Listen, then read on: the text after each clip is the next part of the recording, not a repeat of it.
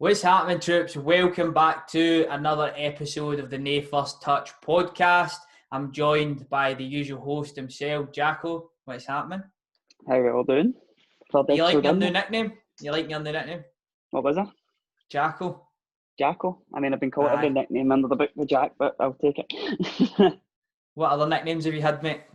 Well, I've been known as Wee Jack my whole life, and it's Jack Back, Jack, or everything that rhymes with Jack, I've been called it. Jack Frost, Kangaroo Jack, everything. I just feel like every time I say Jacko, though, it reminds me of Ryan Jack. So I'll take that. I'll happily take that. Jacko the second? The worst one is Jackamo. That's like a Oh, plus size men's clothing outlet. And I'm like, maybe do you think that one, pal? that one sounds like it's someday for Glasgow Uni. They would say that. Giacomo. What's going on, Giacomo? You want to go get a coffee? Do you want to go get a frappuccino in town? In Glasgow? Mate, I hate that. Only see people that describe... Oh, man, probably. But see people that describe the town as Glasgow, that does my nothing. Aye, it's people as well, like, outside of Glasgow, like, oh, I'm going into Glasgow. Like, are you? But the worst ones are people that actually are from Glasgow and they say, I'm going into Glasgow. Aye, I know what are you on about, mate? You're from Drumchapel, shut up. But anyway, Jack, man, there's a lot to blooming talk about. Should we just kick it off with what happened last night with Celtic? I mean, I'm happy to talk about that if you are. For Scottish football, it ain't a good look at all, is it? I mean, I just made a video yesterday, right, where I was pretty much going through English fans taking the piss out of Scottish football, calling it a pub league and all that, and then they go and get beat off for the Hungarian champions. I mean, it's not a good look, is it? You have to look at it in the sense of Celtic's our best team in our league, apparently, and we can't reach the Champions League group stages. I mean, you look at teams that are in like what other countries is there, and they're getting Champions League places all the time consistently, and we kind of get our best team into the Champions League. Obviously, we go into the Europa League, went through the groups quite comfortably. I think we both teams went through the groups quite comfortably. It's not good. It's not good enough if you can't brag about mincing the league every year, talk about how easy it is and how you're going invincible, but you can't get into the group stage of the Champions League beating the Hungarian champions, who, no disrespect, they should be beating them quite comfortably.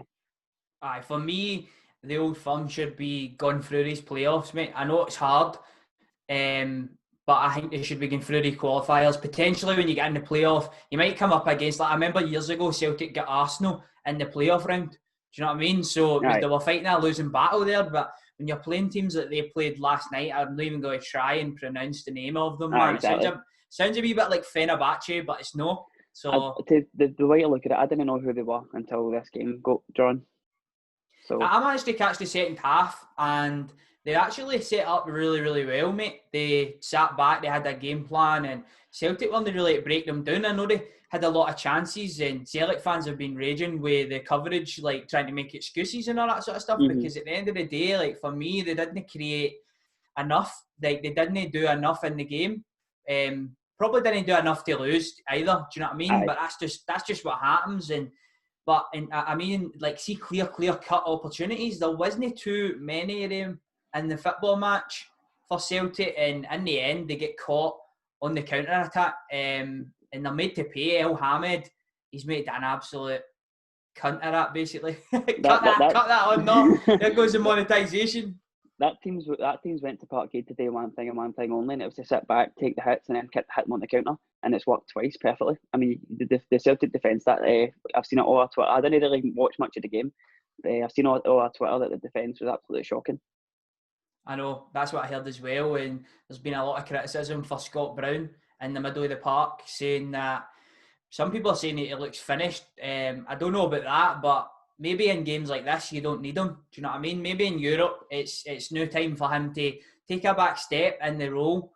It's like, still be the captain, still be the leader and all that sort of stuff. But when it comes to games like this, for what I've saw as well, you're probably preferring somebody like Encham, McGregor, and maybe like your Rogic's and all that sort of stuff, and Christie maybe playing further back and that, and maybe he's not needed for games like this anymore. I heard Encham played really well last night, and it's a shame because he done what he had to do, and the team let him down. But in the sense for like the team selection, I don't know how he's got 4 strikers. Obviously, Edward apparently injured. I don't believe the other 3 won the match fit enough to play a team at that level. Playing a striker in that full game was asking for trouble. You're going to give them all these chances and not putting any away because you've not got a striker in the park. Obviously, it might sound biased coming from two Rangers fans, but they didn't set up for that game the way they should be setting up a European game. I think they overlooked the fact that it was a European game and it's a one-off. It's no double leg. You don't get to go earlier and beat them earlier. That was a one-off game and you set up completely wrong. But in the same breath, I think Celtic are a bit like the way they're talking about certain players and certain positions. They obviously heat the moment. They're angry now. There will be a wee bit of settlement, but Scott Brown is one of the players that Neil Lennon's not going to drop him. No, there's no chance. But I just feel like maybe have that conversation with the player because surely all the Celtic fans can't be wrong because there seems to be a very large majority of them that are saying that he's not in, and it turns fans against players. I think see when like they're looking at something and it continues to happen. I mean the same thing happened last season as well. You know, Scott Brown came under a lot of criticism when they went out of Europe last season with the Champions League. 3 years without Champions League football. That's mental, mate. That should not be happening. It just shouldn't. Like every year you should be looking to progress, you should be looking to get better. And for a club like Celtic, they should be in the group stages. They just 100%. Should be. They might not be able to compete once they get there, but for me, they've got to have aspirations to get there. That's now over 30 million quid you get for getting into the group stages alone. That's potentially the difference between keeping Edward and no. I've seen a lot of people saying that. Edward will be looking at that now and thinking the thing that people brag about playing for Celtic, people brag about being here as big European nights. You can't get that anywhere else. Unless they get into the Europa League, they're not going to hit, and even then, it's not going to be as good. There's nothing like apparently there's nothing like a Parkhead Champions League night. Obviously, I've never been to one. I've been to a Rangers one, and it's very good. But well, that's it, mate. The atmospheres, European nights. Exactly, the atmospheres in both stadiums are unreal, and even guys like Lionel Messi has came on record as saying that he thinks that Parkhead's the best atmosphere he's ever played at, and then I think it was Gigi Buffon when he played with Parma. I could be talking crap there, but it was definitely like I'm pretty sure it was a Parma player saying that Ibrox was the best that he's ever played in. So there you go. These big European games, mate, I know fans and all that on the in at the moment, but that's what a lot of players come to Rangers and Celtic for. They want to play in the biggest games. And a player like Edward should be playing in those games. He's good enough to play in matches like that. And what's he got to be thinking, man? Obviously, there's rumours that Leicester are in for him and Aston Villa and teams like that. And do you think that he should go to a team like that? Because potentially you're looking at it right, that maybe he would only leave for money in that circumstance then, because now Celtic are going into the Europa League, right? For him to leave, potentially he needs to go to a Champions League team, eh? Maybe. For me, Leicester would be a good move. I think Leicester would be a good move for him. Obviously, they're in Europa League this year. It's no Champions League. But if he goes to Leicester, proves himself in Europe and in the league, he's going to go to like a Man U or a Chelsea in a few years. There's no doubt in my mind about that. And I think he's got the talent to prove himself there. I think that like an Aston Villa, they've gone there to try and your best goal is to get top half the league. You're not aiming for anything. So I don't think Aston Villa would be a good move for him. If he went and had an absolute magical season, fair enough, he might get a bigger move. But I feel like in that situation, a Leicester and Arsenal, something like that would be a better shout for him. Absolutely, mate. It's funny, but when things like this happen as well, isn't it? When you see all the, obviously if it doesn't happen to your team, all the memes and all that, and then the other day, remember the whole Morelos situation where there was WhatsApp was back in full effect. Honestly, see anybody that believes these WhatsApp stories, they're having a mare. They're having an absolute mare, aren't they? Exactly. You could make one. Any of us could make a fake story and just say, oh, by the way, my mate works in the CCTV team up there. But the Morelos one was hilarious, But the reason I bring that up is because last night I put up my story actually, somebody pretty much wrote the exact same story about Morelos, but changed it with Celtic. So they put Edward, that was the reason Edward wasn't in the squad, and Scott Brown's raging and all this and all that, and Lennon. But you just know all these stories are bullshit, aren't they? you need to take everything with a pinch of salt. I don't believe anything until my club will come out and confirm it for me. Like the whole car crash thing, that's an absolute joke, man. Do you remember the one last season? After the Old Firm, somebody said that Morelos kicked Christie in the balls, and and then somebody said in the same breath, in the same story, that Neil Lennon battered Griffiths or something like that in the changing room, and I remember everybody was going to. An absolute. See when we got beat out of Hibs in the final. Uh-huh. All I seen was like Hibs fans have attacked Kenny Miller. Hibs fans punched Kenny Miller and he's on the ground and they're all dancing about him. I'm like, shut up, man. He's won the cup, man. Just enjoy it. Mate, the stories are unreal in it. Scottish football's peak. The thing about it, the stories are one thing, but then people believe the stories are real. That's like a whole nother thing. So I had people messaging me saying, "Is the Morelos story real?" And I literally spoke about it like for a second in a video, pretty much saying, and made a wee joke about it and put the clip of Wolf of Wall Street where he's crashing into other motors. Aye. Put that in the video, but don't believe these stories, guys, man. Definitely. So I got messages of people saying, "Is the Morelos story true?" And then when I put that in my story about Edward, thinking everybody obviously knows the script with the Morelos story, there's people saying to me, "Is that true about Edward?" And you're just like, honestly, man, see if it sounds too good to be true, then Probably it is. Andy Halliday was on the Open Goal podcast, actually, and he was talking about what potentially happened with Morelos, and he thinks that maybe he just had too much carry on in his head last week. Do you know what I mean? He's always got carry on in his head, so maybe he just took it way too far because he's trying to force the hand of Rangers or whatever, but I don't think he's been doing rally and go-kart racing around the car park. It's no secret he wants to move on to a bigger club and he wants to progress his career, but the fact that he got left out of the team doesn't mean that he's go-karting. It could literally just be he's not in the right frame of mind. Gerrard said that himself. People that want to play for the jersey will get played. So he obviously just wasn't feeling it that week. I mean, I don't think he'll be here till the end of this transfer window. But I don't think it's as bad as people think it is. I agree with you, mate. I don't think he's going to training and try to do people and all that and 100%. and doing whatever. But you would like to think as a Rangers fan, for all the love we've gave him, do you know what I mean? We maybe deserve a wee bit better for him, but at the end of the day, we don't know the full story. We just don't. So there's only so much you can talk about, isn't there? Aye, but in terms of the Morelos thing as a whole, he's been here a good few years. He's been racially abused. He's carried us to wins more times than I can count. Mm-hmm. I honestly think if any, like obviously Leo, I don't know if that's his chosen move, but I think he'll be talking to get here. As soon as you go to a team like that, the pressure gets like a 10 to the pressure when you're playing for Leo and playing for Rangers. Absolutely. I think it'll be a breath of fresh air. I mean, I love him a bit. So I love the mate done for him, but in my opinion, I think it is time to part ways. Aye, maybe it is, mate. A lot of people do say that, don't they? When you move out of Scottish football, it's a wee bit like a bubble. It's a breather.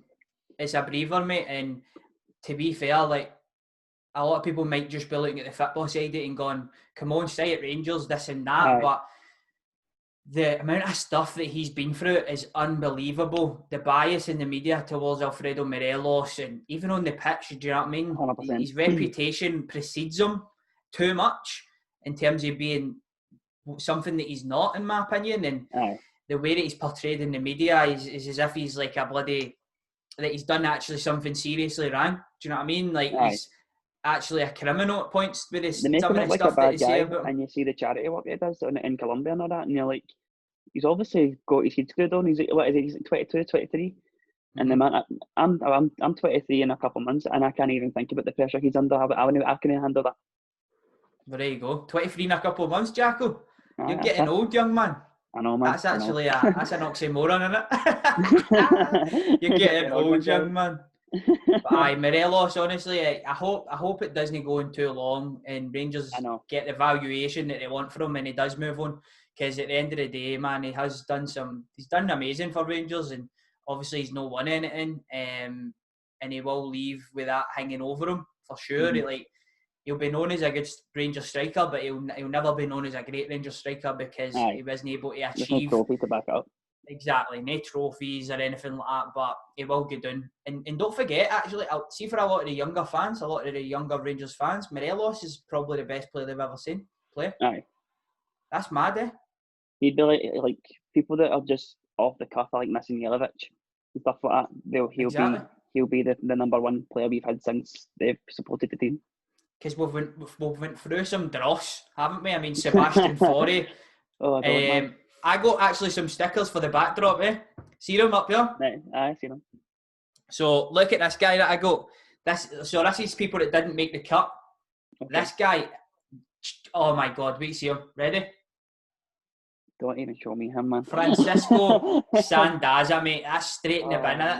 He's getting nowhere near the ball, and that's some of the players, some of these younger bells have had to grow up watching. That's embarrassing. It really is. I've seen an absolute belter of a tweet, man. It's one of the ones if you don't laugh, you'll greet. And it was Celtic trying to get rid of Dembele, and we're signing Cummins, like Ian Black and all that. It was like, this is why they're not getting 10. And I was like, oh, mate. Did you just say Ian Black? Did you just say Ian Black, mate? Let me just go through these a wee bit more. He's also a guy that didn't make the cut. There you go. Oh, Jesus Christ, man. Is that him at Inverness? That's him at Inverness, mate. So that's just some of the dross that we've had to go through to get back to where we are now. You know what I mean? We're still no. Do you know what's a sad point? I think I used to be happy that we had Mosney in our team. Oh, mate. I remember I watched Mosney against Newcastle in a pre-season friendly, and he absolutely set the world alight. I thought, we've got a player here, and then it was just like one big blood, and it ended with him cracking Lee Irwin. He's back actually in Britain. He signed for somebody down south, I think. Mosney? Big Mosney. Aye, seriously. He signed for somebody down south. Remember he was at Dundee United as well a couple of seasons ago? Aye. Oh, did they not have to miss their first 4 games because he was still banned for Scottish football? Aye, that's right. He's lucky that he didn't get the jail, mate. I know, that's true. That's very true. Unreal, man. But moving on from one Rangers story to another, I made a video on the whole situation regarding Ryan Kent. But what's your thoughts on it, Jack? Obviously, interest from Leeds. They had an initial bid of £10 million rejected. Rangers say that's way off the valuation. There's been talk of potentially 14 million coming back. But what's your whole thoughts on the whole Ryan Kent situation in Leeds? For me, Kent's going to stay here unless Leeds make a massive bid. Like it's his first season after we've paid all that money for him. We're not going to let him go. And obviously, Liverpool are going to be sitting there laughing with a sell-on fee. We're not going to let him go for 10 million when like $1 million of that's gone right back down the road. So for me, unless a massive bid's made, he'll be staying here. And for me, I don't think he's going to. Obviously, Leeds quite an attractive team. They're just in the Premier League. They'll be looking to do some things, and I think they'll do well this year in the Premier League. But Ryan Kent will be happy here. I don't think he's going to be turned by that move right now anyway, because I think he's still got stuff to prove here. I think he wants to stay here. But if down the line Leeds make a big massive bid and we can't refuse it, I don't see why not. Mate, I think it'll be good for his development to stay at Rangers for the next couple of seasons. Try and get in the Champions League next year, get some experience there. And if Leeds are coming in with a £10 million bid just off the bat, testing the waters, then they're going to come in with a whole lot more. I said it in my video as well. If he continues the season the way he's gone, 3 goals in 5, he looks very happy, as people can actually tell with the thumbnail, hugging Gerrard as he came off versus Kilmarnock. He's enjoying himself. And if he can continue that, let's say that that bid won't double or triple. Do you know what I mean? Because he's obviously... If he has an absolute blinder of a season this year, and we did really well in Europa, even cross your fingers, if he win the league this year, his valuation is going to go through the roof. There's no way we can settle for 10 or 14 when in a year or two he could be worth 20, 25. If you look at his trajectory at Rangers, first season comes in on loan, was outstanding, one of their best performers, played really well in the big games. Second season, didn't live up to his expectations, but he came in late. Remember, we'd already played games and all that, so he didn't get a pre-season with Rangers. Yes, he done a pre-season with Liverpool, but it's a whole different kettle of fish coming to another club and fitting in with other players again, and the system changed and it was different. He was getting played in different positions, and everybody forgets his age. He's still a young player at the end of the day, and now we are he's going into his second full season with Rangers. He's now a Rangers player. He's went through the pre-season with the club. He's flying, mate. He's absolutely flying, and it's good to see. He's been our best player so far by far, I'd say. Absolutely. Obviously, we've had some really good starters to the season, but he's number one. There's nobody that's came close to him. Even in the Livingston game, he was the only guy in there that was doing bits. Do you know what I mean? When he could, he never actually had a clear-cut opportunity, I don't think, in the match. He had one good chance to score and they put it just wide, but even then That's the one. He made that chance for himself as well. It wasn't like put in a place where he could finish that. He made it himself and then unfortunately obviously missed it. I get fired to him kind of at the edge of the box. I actually thought, I think it was Eaton, I thought he should have shot, and then he passed it to Kent. And then if you see in the angle on Sky Sports, there's actually you think just go across the goalie, or do you know what I mean? Hit the target at least. But if you see the angle for behind him, the target's very, very small for him to hit, and it was a really hard opportunity. So yes, he's been outstanding for us so far. Rangers just cannot afford to let him go. What do you think? If we let Ryan Kent go, right, for a high amount of money, surely we need to go and spend all that money to bring 100%. In a replacement. Because if we accepted 14 million for him, I'd expect a winger for at least 11 to replace him, because there's no way you can get a Premier League standard. Aye, we can't just throw in another loanee or a person at 5 million, expect him to do the thing that he's done when he's worth 15 million. Exactly. There was people talking about a big topic was Martin Boyle. Somebody said, but mate, it's not the time to be. You need to go out and get proven big time players if Ryan Kent leaves, because he, for me so far this season, he's the man. Last season Definitely. It was all to do with Morelos. Get Morelos the ball. No, this season it's Ryan Kent. Get Ryan Kent the ball and see what he can do. Feed off him.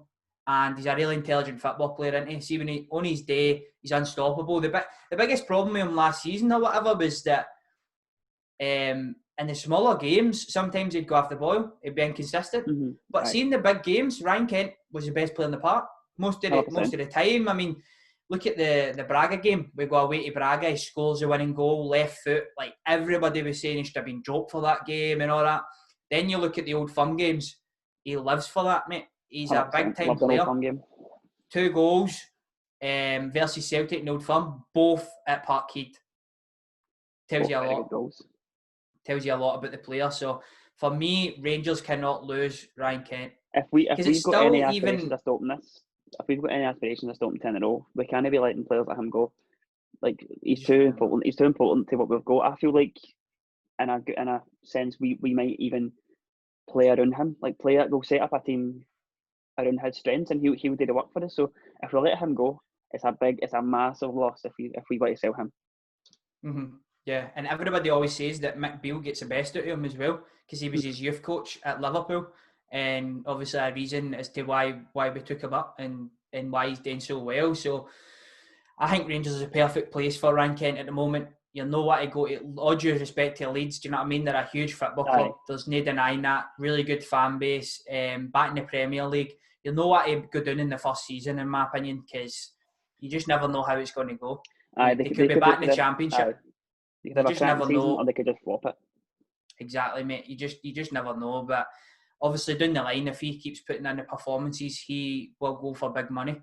Maybe not to Leeds, maybe to somebody else, but he's too good. Definitely. Not to go for a huge amount of money, but if Rangers can get results, get back in the Champions League, then you can keep players like this. I mean, that's why it's terrible for Celtic, because players won't want to sign for Celtic now because they won't be in the Champions League. They just won't, to the same calibre. If you're in the Champions League, the players that you can attract is unbelievable. Even loan deals or whatever for players that have fell out of big squads, you can get them in. And oh mate, it's a huge blow for them. So that's where Rangers need to aspire to get to. I seen a belter actually, and it was Rangers are trying their best with the coefficient points to obviously get the Champions League, and then Celtic. That's how far the corruption goes. Do you know what I mean? They're patting themselves out the Champions League to get the coefficient back down, so they can only be one space in the Champions League, man. But that'll do us for kind of the Old Firm talk. So the next topic we're going to speak about, oh my god! I think you forgot. We've got a wee teaser to go through here. So we do actually. We've got a wee teaser here, and I think I done alright with the teaser last week. Flying. You didn't get one incorrect answer, I don't think, did you? So I've got a toughie for you. Oh no. Go show me up, haven't you? There is currently there has been 25 different teams that have won the Scottish Cup, right? Right. Can you name the top 10? The top 10, right. So Celtic Top have 10. won the most Scottish Cups. Yep. Then you've got Rangers. Yep. Of course. Aberdeen have won Scottish Cups, of Yep. course. Hibs have won a Scottish Cup because, Yep. I mean, I not a was lot. there. There was no, I was there as well. And I get hit with a flagpole. Oh, nice. I was sitting right in the halfway line, mate, so I get lovely. whacked with a flagpole. Lovely, aye. Some Hibs fans would probably love that. It was probably, the guy's probably watching it, St Johnstone, they've got a... They're not in the top 10. Oh, they're not in the top 10? Oh, Jesus, they've definitely won it, but... Right, okay. Dundee United? Nope. Dundee United are there in the top 10? Nope. Holy moly. There's a few. Hearts. There's one. Hearts. Right. We'll Hearts, stop at right. 5. We'll stop at 5. And we'll jump back to that in a wee bit. But there's one in there that I didn't even know. Like, see, when you say the team out loud, I still don't know who they are. You don't know who they are? I don't know who they are. You don't even know who they are? Well, we'll see at the end if, when I tell you if you know who. That's a badging, eh? That is a badging. But we've got 5 out of 10 so far, which is well done. Oh, I'll take it. Let's go into the next topic then before we. Aye, before we get back into it. I was going to say like where they both the old firm teams need to strengthen, but we kind of covered bits and pieces of that, didn't we?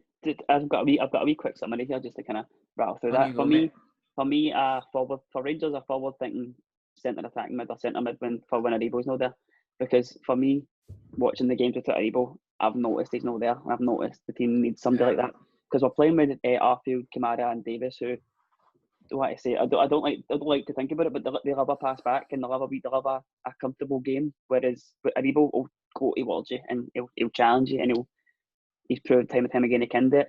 And for Celtic, I would say something obviously they might have this guy coming into the trend, that defender. That is exactly what I think they need, because their defence has been a bit sloppy as of the start of this season. I think Julian's made an absolute blunder about 2 or 3 times this season already. So defender for Celtic, a wee creative forward-thinking midfielder for us. I'm going to retweet that actually. The only thing, I know that I think Gerrard said that we maybe need a player like that, but potentially Hadji could be that player, because they're saying that Griffin and stuff like that. Hadji should be Hadji should be. I think that's his best position, man, and he might go through something that Ryan Kent went through last season, and I really hope that it doesn't. I know, man. I know. I would like to see him get played to his strengths. For me, it's in the number 10. For me, it's in the number 10 position. Absolutely. Do you think Gerrard plays Aribo there and has Hadji on the wing because he didn't want to drop Aribo because Aribo's not as comfortable on the wing? Absolutely, aye. And you've got to say Aribo's got to start as well. Like, you can't drop him out because he's been unreal. He's been unreal. So potentially, obviously, Rangers have been criticised against Livingston for having Kamara and Jack in the field at the same time. What you could potentially do is drop Aribo back a wee bit, put Hadji in there, and then you have your right winger, your new right winger. So both of them are still in the team. Even though Aribo's a forward-thinking centre mid, where Hadji sitting in front of him with Jack and Aribo behind him, Aribo still got the confidence on the ball, and he can pick passes out and all that. So I think that would. Yeah. I think, see, if you're playing like a St Mirren, just try it, see what happens. We've got the skill on the pitch to adapt and change things if they're not working. So I feel like a game, no disrespect to St Mirren, a game where we should be winning a game comfortably. Try something new, try something fresh, and see, because the fans are getting a bit annoyed with the fact we're going up against Livingston, the same team would play against Celtic. Like, what is the thinking behind that? Aye. Actually, I like what Gerrard said, but I don't know if I agree with him 100%. Definitely makes a tremendous point. It completely answers the question that we just spoke about there, and it's the balance of Rangers. So with the two fullbacks playing so high, he likes to have, obviously, your Kamara and your Jack in there. Mm-hmm. But maybe even he realised, and the backroom staff realised in the game versus Livingston, we maybe gave them too much respect. Definitely. And even though Barisic and Tav are so high, we still only really need the one in there. Do you know what I mean? Mm-hmm. We still only need Ryan Jack in there, for example, or Glenn Kamara. If I was to pick out the two of them, I'd definitely go with Ryan Jack, because I think fully fit Ryan Jack is the best midfielder at the club. On his day, I still think Stephen Davis, because that guy's an absolute maestro, mate. But his age is obviously coming to a certain whatever, but when it comes to centre mids, for me, Ryan Jack 100% fit is an unbelievable football player, so I would have him in there over Glenn Kamara. But I don't mind the both of them playing, but it just needs to be in the right situation, doesn't it? Definitely, 100%. Absolutely, mate. And then Celtic, I agree. I think they need a centre half. I think they're trying to address that with Duffy.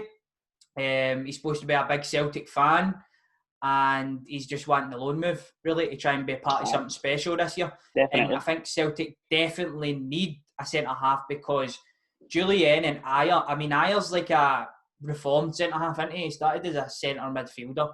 Julian's like a luxury player. Very hot and cold, aye. Defensively, I don't rate him at all, Ayer. As a player, I do, but no defensively. I don't know. It's weird. But I think it would be way better in a free, which takes us on to the Duffy transfer. If they were able to get Duffy in and maybe play Julian through the middle, Duffy on the right, and Ayer on the left, I think Ayer would be a much better football player for Celtic. I think Celtic would fare way better with three at the back rather than the two that have got, because I don't think that they two are good enough to play as seen last night. With Duffy coming in as well, he'll have experience enough to, and they'll be able to play off him rather than be the solid two defenders. They'll be able to play off him and be able to work around him better, I'd say. Yes, right. Move on. We'll give the attention a wee bit to the other football clubs in the league. We'll start off with Aberdeen. Both of us thought that they were going to struggle when they came back. Obviously, most of the Aberdeen players came back in the second game, but in the first game versus St Johnstone, there was only one of the 8 that were obviously caught out and stuff, breaking the rules, and that was Johnny Hayes. And they managed to win that game. They won that game 1-0. Ross McCrory played in the match. I think he played right back that game and then played centre half or centre mid in the following game that they won. But 2 wins for 2. McInnes has got to be happy with that. Definitely. I mean, Aberdeen's one of the teams that they've got it in them to grind out victories. I mean, we'll get to the scores later on, but they grinded a good victory against Livingston, and they've got that in them, which is why they finished so high in the league, or like consistently. So it's one of the ones it could go either way with them, and it seems to always go the right way in terms of grinding out the victories, getting through the games.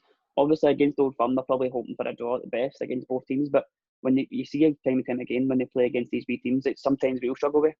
They can go and batter them. That's it. Obviously, Hibs are flying as well, so with the way that the other teams have started, you would think that Aberdeen are probably the closest to them at the moment. Aye, I would say Hibs are the best team outside Old Firm now, and I agree with that. Aye, maybe form is showing they're better, but in terms of team, I'd say Hibs and then Aberdeen just at that point below them. I don't think there's much in it. Hibs v Aberdeen is obviously going to be a big game. I totally agree, mate. I totally agree. And the way that Aberdeen are gone, that's what's weird about Aberdeen, right? A lot of the Aberdeen fans criticise McInnes so much, but sometimes they just go on a run, mate, where they can actually win 5, 6, 7 games in a row. Aye. Or they can go undefeated for 9, 10 games. And that's why consistently every single season McInnes is able to get good performances and good league positions with that team. And I totally get the Aberdeen's fans' point of view where they're saying we're not really progressing, we're only reaching the same level every single year, and we're only maybe getting a bit worse. But at the same time, you need to be realistic. Look at the budgets of Rangers and Celtic. They obviously managed to finish above Rangers a couple of times, but that's when Rangers were still finding their feet. Rangers are well established now. There is no chance Aberdeen are breaking out of that top 2. There's just no chance. They don't have the budget. Aye, and at the end of the day, if you look historically, pretty much what always happens is the team with the highest budget will be there or thereabouts and win the title, and the team with the lowest budget will be there or thereabouts at the other end. So it's a weird one, isn't it? Aye, Aberdeen fans, I don't know personally, obviously, but from my point of view, they're looking at the seasons where they were finishing above us, and they're not really taking into account that we are getting better every year. We're getting stronger every year. We're putting more financing into the team every year, and they're probably expecting to be challenging for that still, when it's not the case at all. Like we went from being absolutely shocking for a full season, finishing 3rd, to now we're contending for the league, and we're no. It's obviously realistic to say Celtic are going to win the league this year, but we're going for it, and there's no way you can write us off this year at all. So it's one of the ones you need to be a bit more realistic with your goals and look at it and as third as cracking for them. Definitely, mate. Absolutely. And you've got to look at it from the point of view as well. As you said, Rangers are getting better every single year and Aberdeen are getting worse. Because of that budget, they literally lose their best player every single year. They just accepted a £2 million bid for Cosgrove before his injury, so they were willing to let their best player go again. The year before that, they lost Gary Mackay-Stevens, they lost their captain Shinnie. The year before that, they've lost, obviously in the past, Johnny Hayes, they've lost Ryan Jack, they're probably going to lose McKenna. They always lose their biggest and their best players, so he's needing to rebuild every single year, and he's made a couple of good signings so far. Bringing McCrory in, that's obviously a really good signing, stuff like that. And obviously, Christie, he was huge for them for 2 seasons. I know. Absolutely huge and pivotal, and every year McInnes has to deal with that and rebuild a new team, man. So it's such a weird one for me. It's mental to me to think that Madison played for them. And he's got the absolute top of every category. No, I don't remember. I've eradicated that from my brain. Into big Fotheringham, he's played a blinder as well, getting a move to Sheffield United. And then they go and sign a new keeper for 30 million. But that's the thing, though. That's people were saying, why is he leaving there to go and sit on the bench, mate? He can go down there, get the big bucks in the bank account, and then go out on loan. So easy days. He's played a blinder there, in my opinion. Easy money. Easy money. Easy money. Right, we'll finish. Before we go to the predictions, we're going to talk a wee bit about the Motherwell manager. Obviously, Motherwell have had a shocking start to the season. I think it's typical of a Motherwell team and a team of that level. They have a tremendous season, but it's a consistency. See, if the Motherwell players were able to be consistent year on year, they probably wouldn't be in Motherwell. So now they're starting to struggle. One player in the Motherwell team is head and shoulders above every single other player, and that's David Turnbull. But you need more than that. Who is now a Celtic player? Is he signed? 4-year deal today. The day? You're joking? 4-year deal today. He signed to Celtic. When did you see that, mate? It was on Twitter about 30 minutes before we started. Is that official? Is that a... No. There we are. Oh, it's loading now. I don't know if it was showing me this. I'll talk for a bit and then I'll just show you the phone. David Turnbull, welcome. That's a huge signing. There you go, David Turnbull. So he's obviously he's not there anymore. But now that gives Motherwell a different dynamic. They've got a wee bit of money to spend now, and I think they are going to need to go out and invest in that squad. There you go. Probably with add-ons and stuff like that. Aye, it will be. But so we'll move on to the manager then. Is he under pressure, or is it pressure that he's creating for himself? Well, look at last year finishing third. They had a cranky season, and the best thing for them today was to continue that form. Obviously, and it's just not happened. And Motherwell fans will tell you, even though like the outsider, Hamilton Motherwell doesn't seem that big a deal. It's a massive game for the both sets of fans, and Motherwell should be winning that. Like, no disrespect to Hamilton, but Motherwell shouldn't be getting beat in that fixture. And they got beat, and it's one of the ones where you look at it and go, he is creating that pressure for himself. And unless they go, obviously they've got a few tough games coming up. Unless they go in and show that they've got it in them to be in the top 6 and challenge for third place again, he's only got himself to blame. Absolutely, but again, Motherwell don't have the highest budget. They'll now have money to go out there and spend, but I like Robinson. I think he's a good manager. I think he's a young manager. I think he's got a long way to go in the game, and I think he will do it. Really, really rate him. But I do think potentially he's putting too much pressure on himself. You need to win, obviously. You want to win. I like that for him, and it probably will rub on to the players eventually. But for me, there isn't pressure on his job for the board. There isn't pressure on his job for the fans. I think there's the only real pressure for Robinson is the pressure that he's putting on himself. But as you said, the Hamilton one is a stinker. That's one because especially the week before they played really well versus Hibs. They should have beat Hibs. They were a better team, and then they got to the Hamilton game. Yes, they had chances and stuff, but they're just not putting them in the back of the net. Turnbull was the only player on the park that was able to create any chances. And a big thing really for him is to go out. See, unless he goes out and replaces Turnbull with a like for like almost.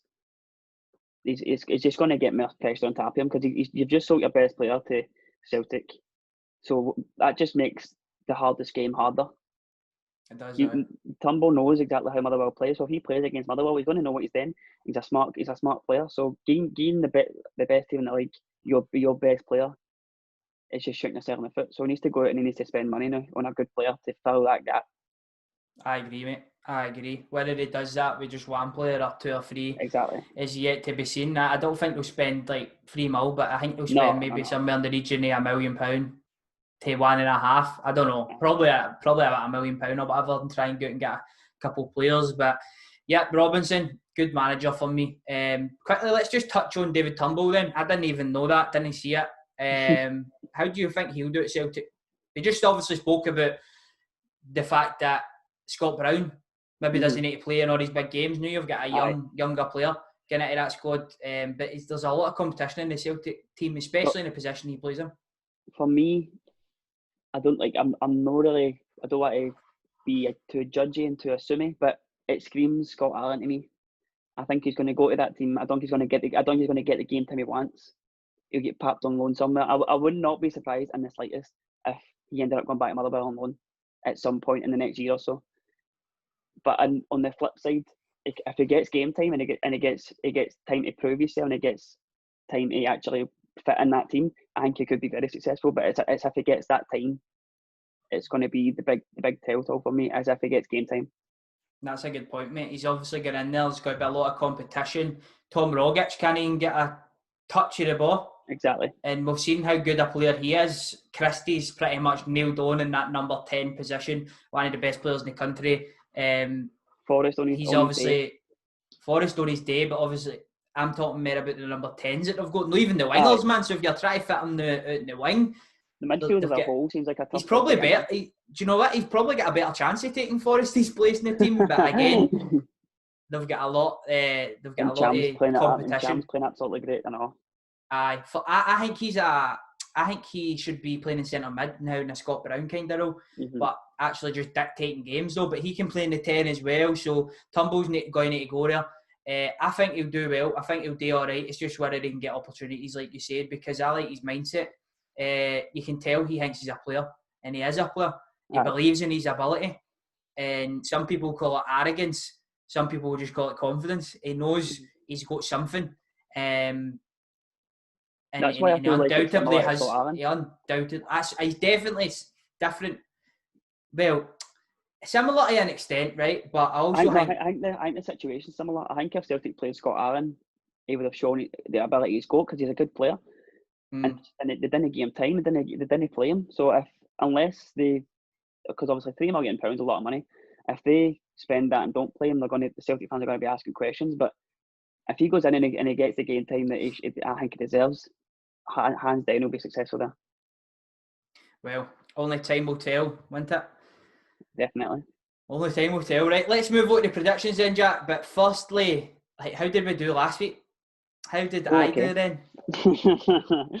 So and people watching at home, I texted him halfway through the games, like, by the way, you've played a blinder here. So 5 games. Motherwell v Hamilton. We both predicted 2-0. We finished 1-0 Hamilton. No points there. That was a stinker. Second game, I predicted 2-1 Rangers. You predicted 2-0 Rangers. It finished 2-0 Rangers. 5 points to you. You thought they were going to score a goal against us, Jack? Come on.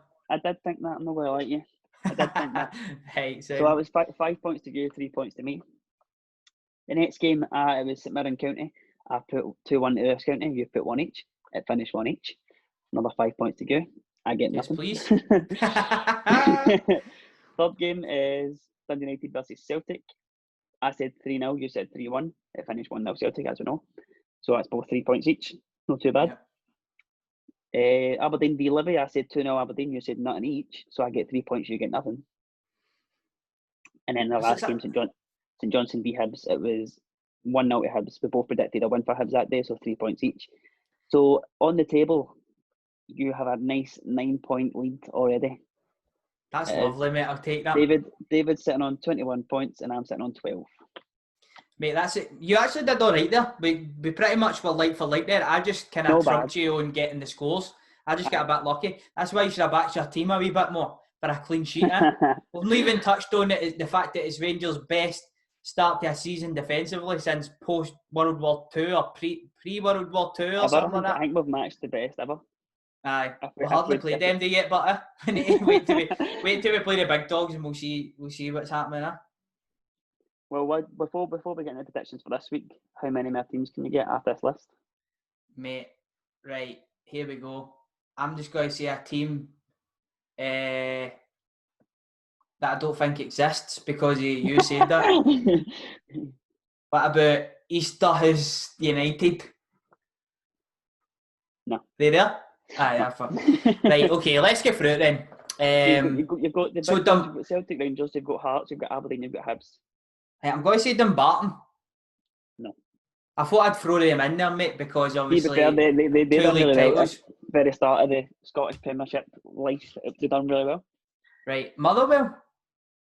No. Oh my God, this is hard. This is hard. Right, St Johnstone surely on there on it. Dundee? No. Mate, this is solid, man. Clyde? Yep, Clyde are on it. Get in there, my son. Number How many have they got? Did you check that by chance? They have 3, I'm sure. 3? So that's what they're dealing with. Is Ferd Lanark in it? No, they're not actually. Right. They have won it. They have won, but they've won it twice. The number 10 spot in this list, they've won it 3 times as well. So I think it's like 3-3, and it works its way up to Celtic. Cool. St Mirren? Okay, number 10 spot, St Mirren. Oh, but if they get 1, 2? They've got 3.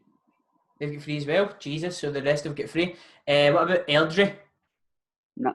So Queen's how Park? many you got left? You've got 1. Queen's Park. There you go. They're number 3. There we go. Boom. They're number 3. 3 in the list. Queen's Park. How many have they got? I've not actually. I don't know. I've got it up. That's unreal, though. Queen's Park have won it 10 times. What? I know. Queen's Park have won it 10 times. Fair play to Queen's Park, So man. the last 2 you've got is the team that I've never heard of, and a Premiership team you've not said yet. I've not said a Prem team. Really? Yep. Hamilton? No.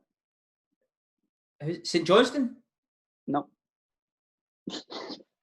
There's probably literally one team that I've not said. Ross County? No. Oh, mate, I'm having a mare here. Who is it? Kilmarnock. Oh my God! How did I forget about the Kelly Pies, mate? Unreal. Right, so the last one's like a pure mad team. I don't know who they are. Well, we'll leave that until after predictions, and I'll have a wee think about it. They've won it 3 times. They've won it 3 times, and you don't even know who they are. I don't know who they are. That's a madness, mate. If you do, fair enough, but I've never heard of them. If you don't know who they are, then I won't know who they are either, probably. Oh my God! Right. Anyway, let's start off with the predictions. Jump right into the team that I forgot existed a second ago. Kilmarnock are at home to Dundee United. Kilmarnock yet to register a victory, but Dundee United been playing really, really well. Jack, you like to kick us off on this one? Like you said, Kilmarnock no registered victory yet. I don't think they will either. I think it's going to be 1 each. Jesus. I think it'll be a really good watch. I'm not going to lie. Yes, I'm actually going to go with a 2-1 victory to Dundee United. Oh, very nice. I think that the pressure could continue to grow on Kilmarnock. I just think they're relying too much on Chris Butt. I think over the full part they've got to show up in more areas. They're relying too much on him. And Dundee United put in a really, really good performance versus Celtic. They were unlucky not to get a point in the match. Defensively, they were solid. But I think they'll open up a wee bit more versus Kilmarnock. Definitely. Hopefully Shanklin's back as well, so we can finally start to see a wee bit of him. He's been involved in the Scotland squad actually, which we never really spoke about either, but maybe we'll talk about that next week. But yeah, I'm going to go 2-1 to Dundee United. No bad. There we go. Right, the next one, Tony Macaroni Arena, all the spaghetti had. Just whatever you prefer, really. I'm not a big fan of either, actually. So, I know, it's a horrible name for a stadium. Oh, it's minging, mate. It's stinking, honestly, right? But anyway, they're playing Ross County. So they are. I'll kick us off with this one. I think it's going to be a 1-0 victory to Ross County. Livingston obviously lost Lyndon Dykes versus Rangers. They couldn't kick a ball. They just couldn't kick the ball, could they? Like, their strike, that was the worst Oh my God, I'd hate to be a striker and playing that game. He was just doing doggies, left, right, centre. It was terrible, mate. And I think County will go down there, be solid, go back up the road with a 1-0 victory. What you saying? Weirdly enough, I've went the other way a bit. I've said Livingston 2, Ross County 1. Ooh. I don't know. It's one of the ones. See when you write down the teams, you just start thinking about what's going to happen. Instinctively, I was just like Livingston at home. County, they've done all right so far this season. They've probably done better than they even thought they were going to do. But Livingston, for me, are going to be at home where they can cause an upset against anybody, and they're going to go for it. And I think they'll get a 2-1 win. Wouldn't surprise me, mate. It just wouldn't it? Scottish football, it. 1 week you're mince, the next week you're winning. I'm liking the difference in scores here. I'm liking the fact they're different. I know, but judging on the past, Jack, I mean, I think you should be copying my scores. Let's not talk about that. Righty, St Johnstone versus St Mirren, Battle of the Saints. I went for a 1-0 win to St Mirren. Going for St Mirren in this? I think St Mirren have been absolutely solid this year. I don't think they've actually put a fit rang in terms of what they're capable of. They've played really well, and they've seen it against. Obviously, they played Hamilton and stuff like that, but St Johnstone have been absolutely dire. When we played them, it was like watching. It looked like a bounce game, and we were having a laugh. Obviously, St Mirren are a different team, but I think St Mirren will get the win. That I've watched St Johnstone play 3 times this season, Jack. 3 times, mate. And I'm talking about 90-minute games. Seen them versus Rangers, watched them on the telly against Aberdeen, and I covered their game versus Kilmarnock, and they're absolutely rotten. Honestly, they won the game versus Kelly, but they just I don't enjoy watching them at all, and I really enjoy watching St Mirren. So for that reason, I'm going 2-0 to St Mirren. Oh, nice. So I'm hoping that St Mirren get the victory there as well, because they play good, expressive, expansive, nice football to watch. I rate a lot of the players in that team, and obviously Big Johnny Obika is just an absolute machine. So aye, I'm going 2-0 to St Mirren in that one. At least we agree on one of them. Exactly. The late kick-off on Saturday is Hamilton versus Rangers. Honestly, mate, for me, couldn't ask for a better game. I think Rangers will go there, and I think it'll be 4-0. I think I think Big Chip on the sidelines will be fuming with his team. I know they just get a really positive result against Motherwell, but Hamilton for me anyway, I don't think they're anything great this season at all. You never know. For me, I've went 3-0 Rangers. I think we're going to extend this defensive record 1 game forward. I just don't see. I can't. Obviously, they beat us at Ibrox last year, but that's a whole different kettle of fish. I think this year we look a lot stronger than we did at the tail end of last year. I think we always seem to start the season really well, and this is a game that's came at the right time for me, right before the international break. We can end on a high. Gerrard can go and say to them, "Look, go put a good few by them." So hopefully it's comfortable. Hopefully it's more comfortable than we've been playing the last couple against Kilmarnock and that, because even though we finished the game well, a few iffy moments in that game for me. But 3-0, hopefully bring the points home. That's it, mate. Just get an early goal against teams like this, and then you just never know Definitely. what the score's going to be. Early goal. That's it. I agree with that. Moving on to this. This is very feisty because Turnbull might be making his debut at the weekend versus his old club Motherwell. A few days later, after signing for Celtic played Motherwell at Parkhead. I'll kick his off on this one. I think Celtic will win 2-0. I think 2-0 is always a safe result. See, if they're a bad result, 2-0 is always a good one to go with, because you go into it, you're not being as expansive, because the last thing you want is for the other team to score first after a negative result. So I think Celtic will go there, be pretty professional about the job, and I think that they'll win 2-0 in the football match. Funnily enough, I'm going to say the exact same thing you said. 2-0 Celtic. I think this game came at the worst possible time for Motherwell. Just selling your best player off the back of a really poor start. They need a game to bounce up. They need a game to make that positive energy. I'm not going to be got to play the holding champions. So I think it's the worst time for them to get that game. Not to mention, Motherwell got the Europa League game tonight, I believe, versus Glentoran. Oh, is that the night?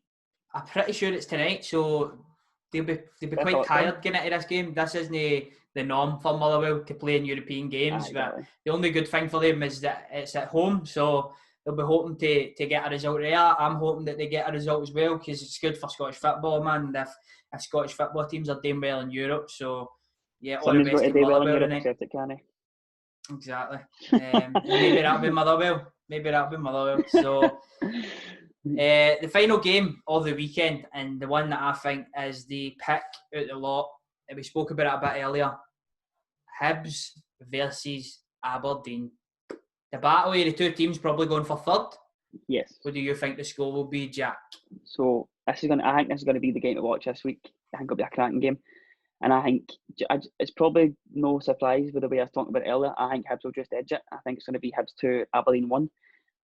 Hibs just seem like they're on this run of form. Even the game last week when they managed to scrape out a win, where obviously it was a penalty at the last dying embers of the game, but they still got the 3 points. That's the kind of games you need to be grinding out a win, and they're just going up and up and up and up. So I don't see how they get beat this game. Maybe a draw, but Hibs 2-1 for me. Brilliant, man. Well, I'm the opposite of you there, mate. I'm actually going for Aberdeen to pick up the points in this football match. Oh.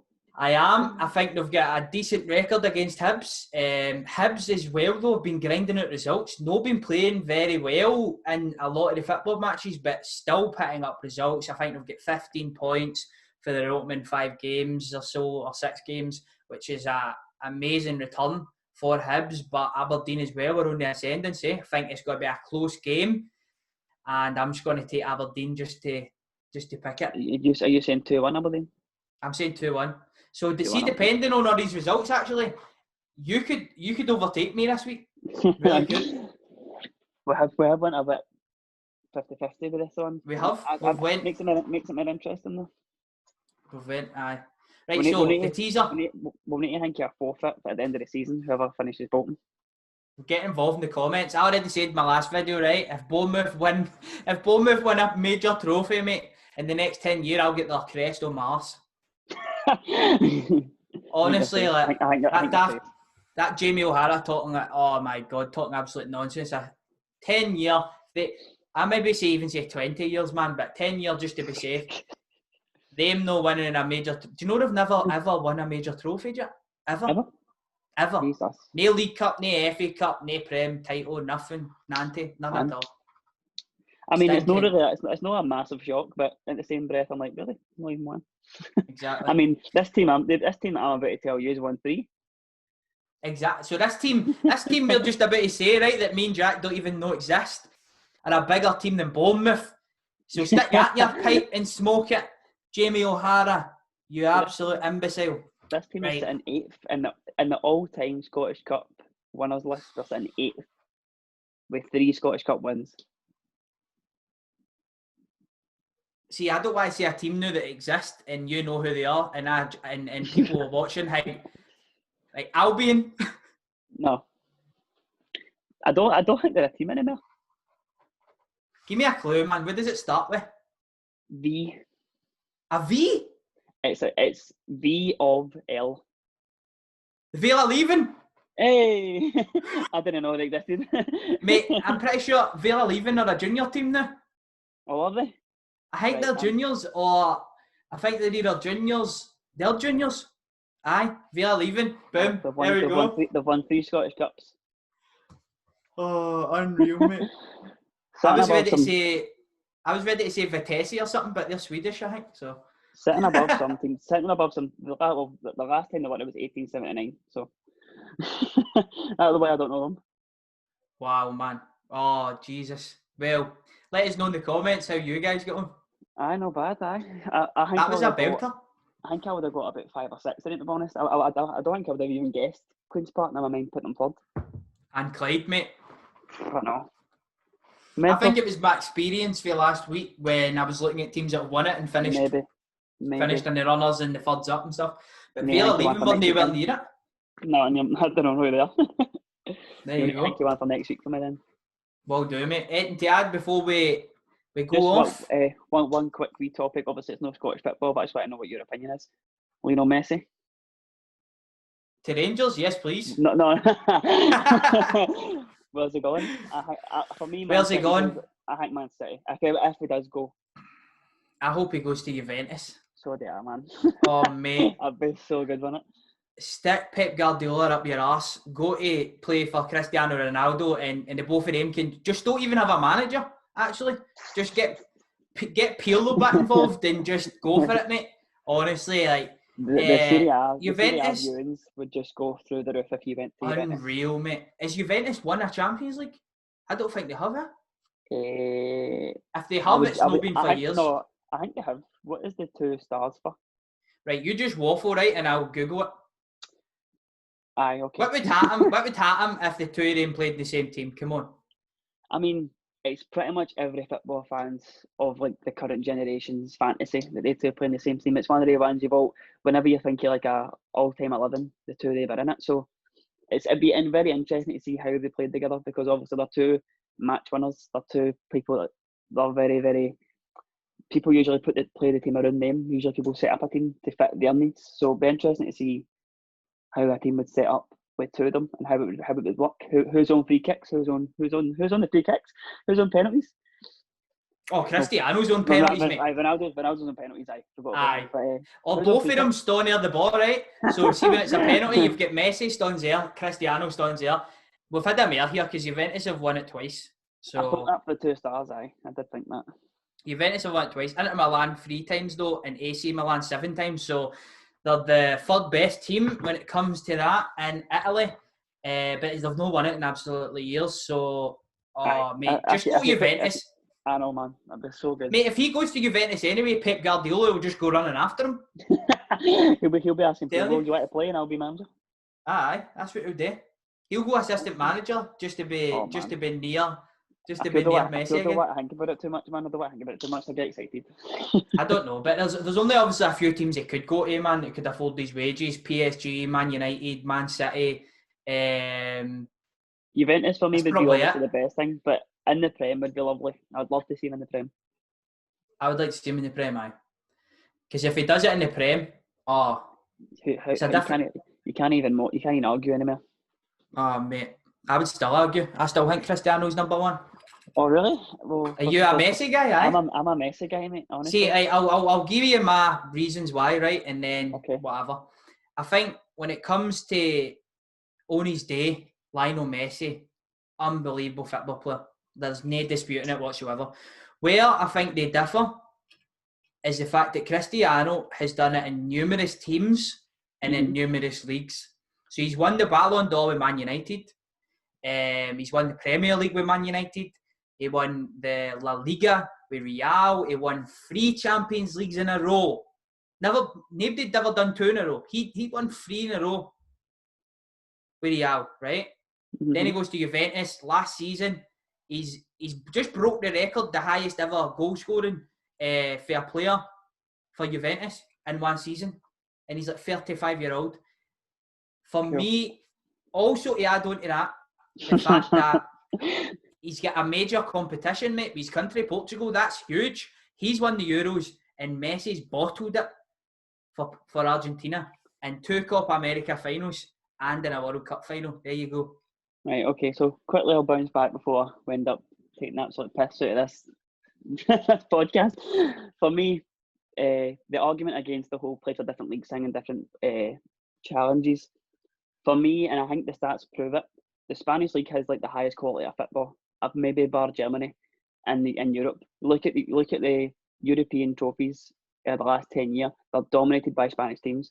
So the fact that he's been able to be at that level in one of the toughest leagues possible for so long, and the numbers don't lie. I feel like if Messi plays, say if Messi and Ronaldo were to retire at the same age, so obviously Ronaldo's got a few years on him, say they retire at 36, by the time Messi gets to 36, he will, in my opinion, have broke every Ronaldo record there is in like Champions League goal scorers, all-time goal scorers, chances created, assists. He will trump all of them. It's all well and good, isn't it? But did Cristiano not have his first season with Sporting Lisbon? Mm-hmm. And I'm pretty sure when he moved to Man United, he was he 20, 21?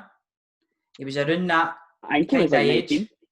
Was he? I think so. I think he might have been 19. Anyways, Messi's broke into his squad young. So I think pretty much the both of them were introduced at a similar time to professional football, right? Well, if we want to talk about numbers, right? We want to talk about stats, right?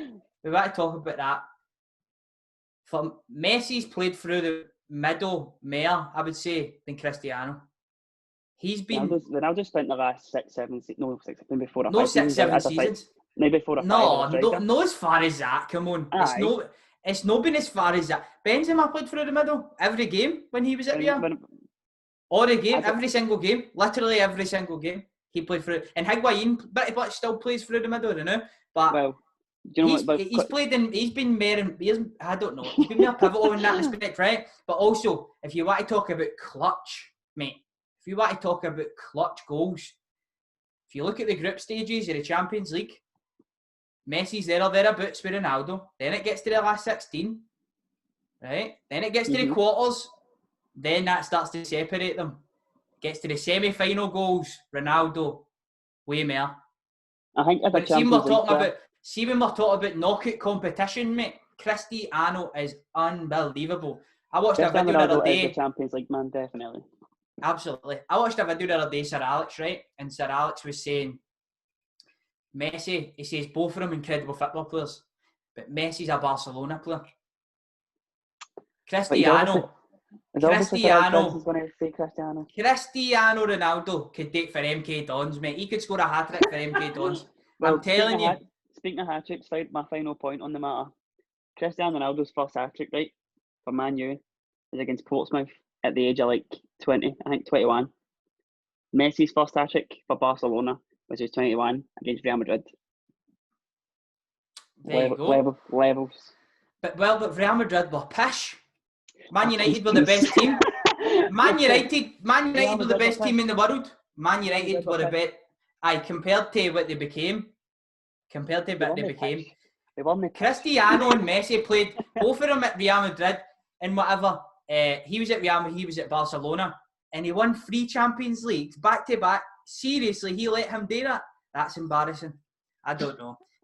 Right, when Xavi and Iniesta disappeared, so did Messi, mate, for the Champions League. Before we get to 2 or 3 other arguments, let's end this. They're both amazing players.